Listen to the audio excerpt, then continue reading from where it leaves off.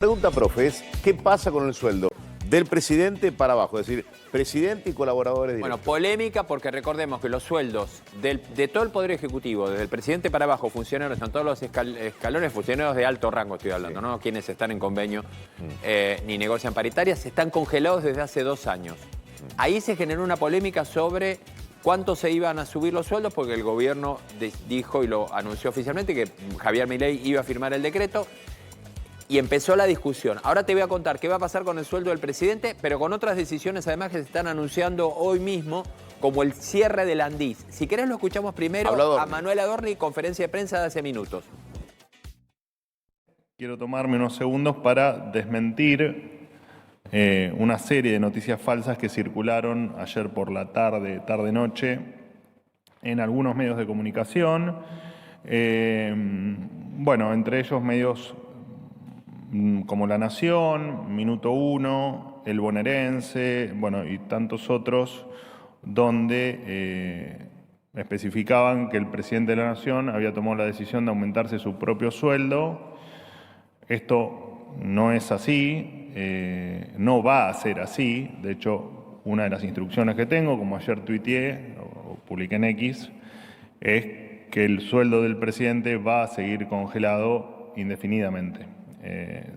Bueno, sueldo congelado del presidente, denunciaba Manuel Adorni, fake news, es algo que el gobierno salió rápidamente a aclarar. Exactamente. Ahora, el presidente y debajo los colaboradores, ministros, secretarios y demás, esos sí van a tener aumento. Esos sí van a tener aumento. A ver, hagamos un poquito de recopilación de este tema. Milei iba a firmar el decreto. Sí. Insisto, hace 2 años que están congelados los sueldos del presidente. Funcionarios del Poder Ejecutivo por decisión del presidente. ¿Qué es lo que acaba de decir Adorni?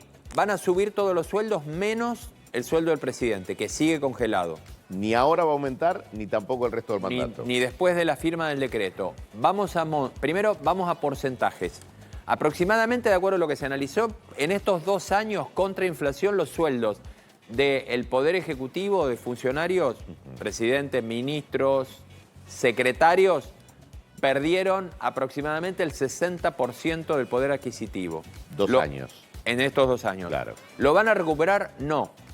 De acuerdo a lo que trascendió hasta ahora del decreto y lo que están diciendo los propios funcionarios que están involucrados en esto, es que quedarían todavía los sueldos un 30% abajo de lo que fue la evolución de la inflación durante estos 2 años. La idea que es actualizarlos por la inflación de este año. Sí, calculale más o menos van a recuperar la mitad de lo que perdieron, pero no la totalidad. 30% de actualización, el 30% restante pasa para el olvido. Exactamente. Vamos a números, si querés. El sueldo del presidente está redondeando en alrededor de 4.100.000, 4.150.000 pesos. El sueldo de los ministros está en 3.580.000 pesos. Sí.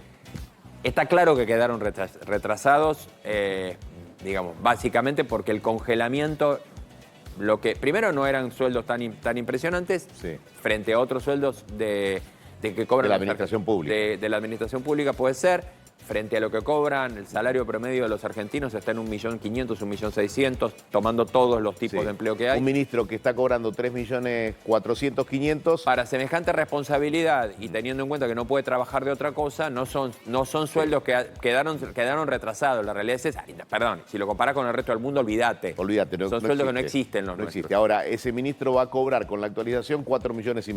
Aproximadamente, calculá. Con un 30% si es que se ratifica. 30-35%. Es lo que van a subir con relación a eso. No el del presidente, que va a seguir cobrando esos 4 millones y pico. Queda claro. Sí los de los ministros y los secretarios. Los secretarios están abajo, están en 2.800.000, algo por el estilo. Sí, pasaron habían arriba, quedado, arriba de los está claro que habían quedado retrasados. Perfecto. Ahora, el otro tema que plantea el gobierno y es el cierre del Andis, ¿no? La cuestionada Agencia Nacional de Discapacidad. Exactamente. Escándalo en el Andis, ya lo recordamos todos, investigación, audios de Españolo, derivación de fondos, el redireccionamiento de las compras, investigación de los laboratorios y las farmacéuticas a las que se le compraba los medicamentos y el gobierno, y algo que está pendiente todavía, y la auditoría para terminar de precisar específicamente a quienes se les dieron, se les dio asistencia, a quienes se les dieron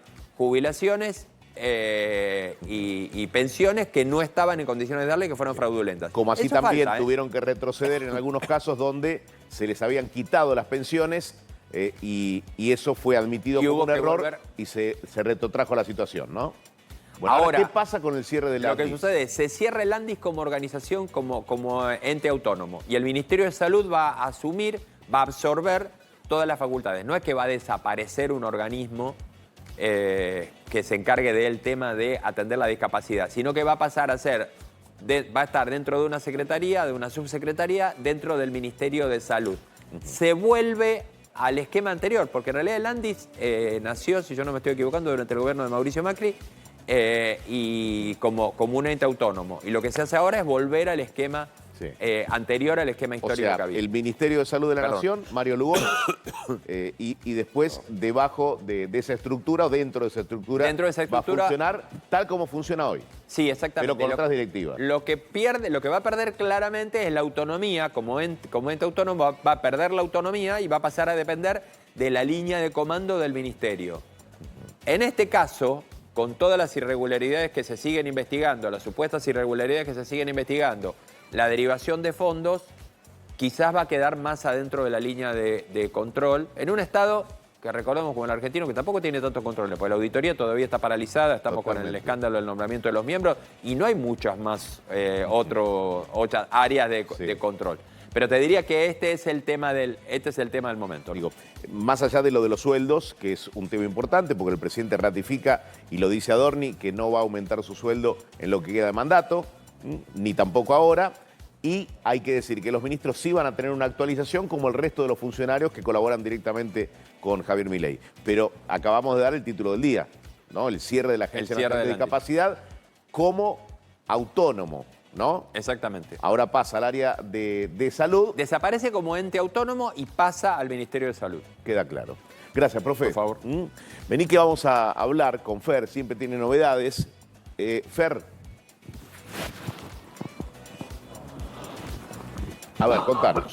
Sí, te emocionaste porque me viste y dijiste, ¿cómo puede ser que vamos a hablar de un virus en Apple si habitualmente los productos de Apple, ya sea la Mac, el iPad o el iPhone, no tienen virus? Bueno, esta nueva amenaza llamada MagSafe Stealer afecta a las computadoras de Apple. Afecta a las computadoras de escritorio de Apple, como también a las laptops, a las MacBook o las MacBook Air que vemos acá en imágenes. Se trata de un virus que se oculta detrás de una aplicación, es un software malicioso en realidad, que se mete dentro de tu computadora y que puede robar algún tipo de datos. ¿Qué hay que hacer? En principio, como decimos siempre, no abrir mensajes de personas que no conozcamos. Este virus se oculta detrás de una supuesta aplicación de mensajería aprobada por Apple. Nunca descargues, este es el nombre del virus, MagSafe Stealer. Nunca descargues nada que vos no quieras descargar. O sea, te llega una notificación de que descargues algo, no te cierra, por algo no te cierra. Siempre es una medida que siempre tomamos como seguridad.